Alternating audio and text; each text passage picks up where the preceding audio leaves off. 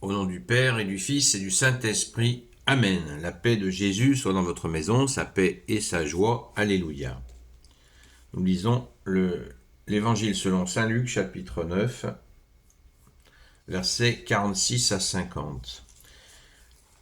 Ils en étaient venus à se demander lequel d'entre eux était le plus important, mais Jésus savait à quoi ils pensaient. Il prit un petit enfant et le plaça près de lui.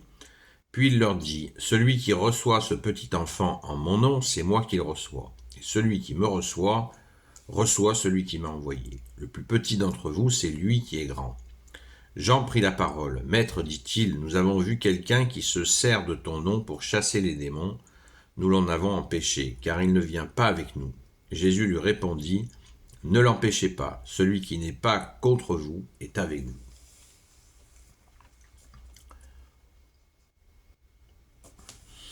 Merci Jésus pour ta parole.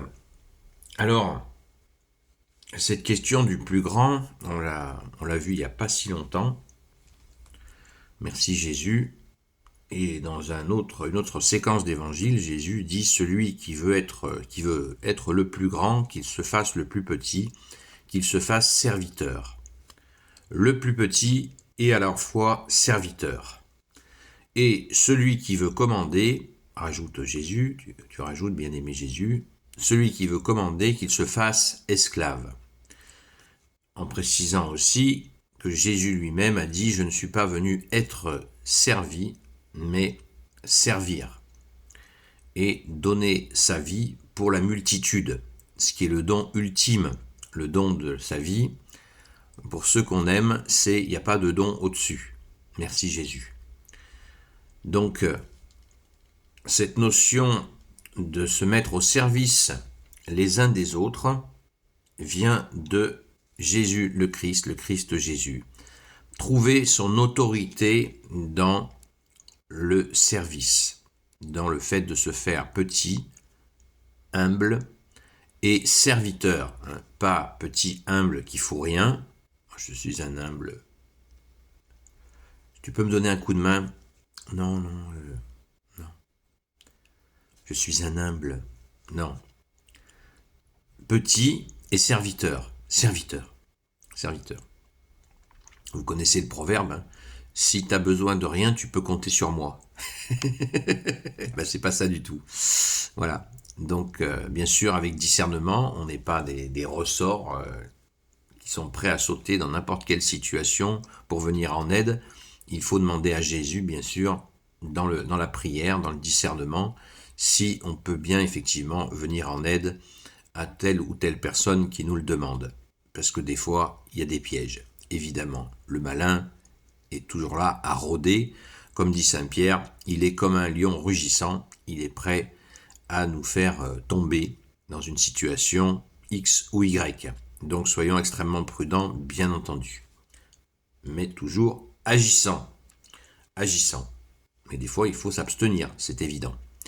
Donc, la réflexion des apôtres, elle venait pour savoir qui c'est qui est... Parce que Jésus leur disait qu'il allait partir, donc il voulait savoir quel était le plus grand. Même certains, à un certain moment, il y a Saint Jacques et Saint Jean qui étaient frères, qui veulent savoir que c'est leur propre maman qui a demandé à Jésus qu'ils soient tous deux assis, un à sa droite, à sa gauche, quand il serait monté au ciel.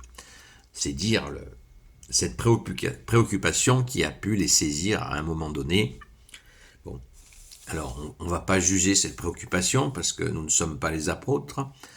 N'oublions jamais qu'ils ont donné leur vie pour Jésus. Seul Saint Jean est mort de sa belle mort, vers les 80 ans et quelques. Donc attention, n'en profitons pas pour juger les saints apôtres, car ils ont fait justement eux aussi le sacrifice ultime.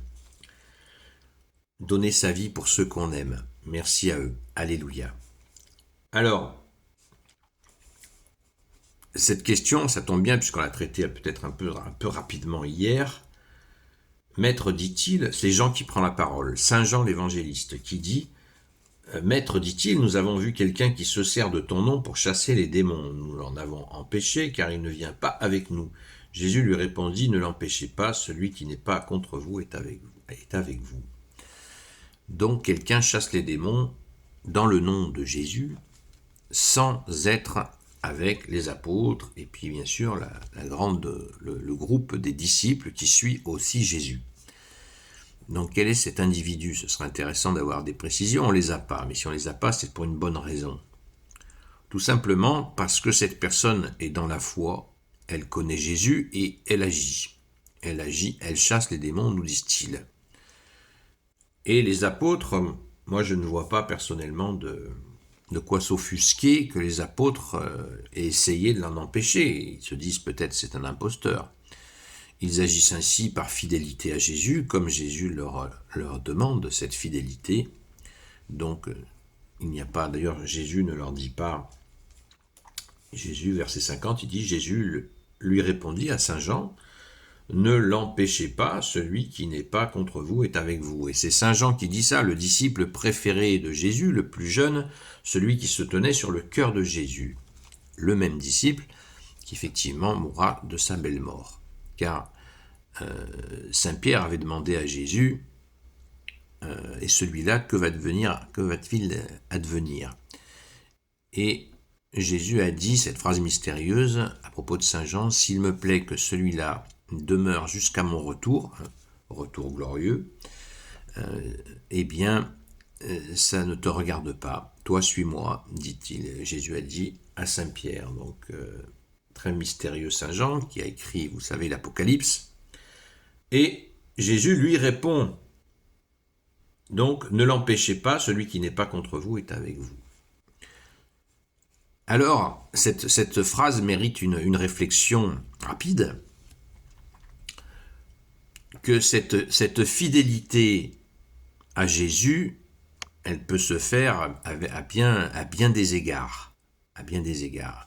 Et si Jésus a envie de donner un charisme à quelqu'un pour chasser les démons, puisque Jésus connaît cette personne, si cette personne invoque le nom de Jésus, elle le connaît.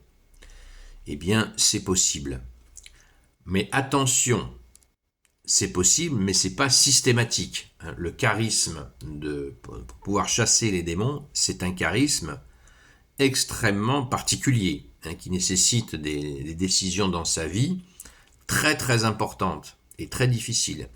Donc attention à cela, parce que s'improviser chasseur de démons, c'est d'ailleurs réservé aux prêtres. Vous savez qu'il y a un prêtre exorciste dans chaque diocèse, et des fois il y en a plusieurs, mais souvent c'est un seul qui est en charge justement de l'exorcisme.